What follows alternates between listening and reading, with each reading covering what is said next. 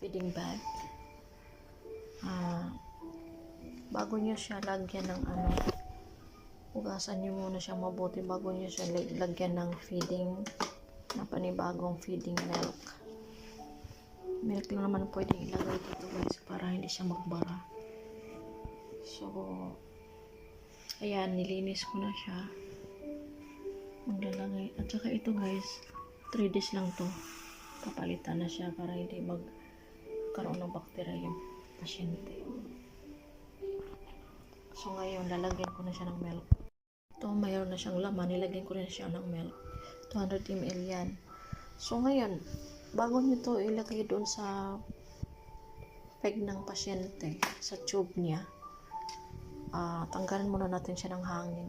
Padadalawin muna natin dito yung niya, yung mga may hangin kasi yan eh. Hindi yan pwedeng directly ilagay doon at doon kayo magtanggal ng hangin. Kailangan dito tanggalin na yung hangin na yan para hindi pupunta sa stomach ng pasyente. Ayan, tumulo ng milk. Ibig sabihin, goods na yan.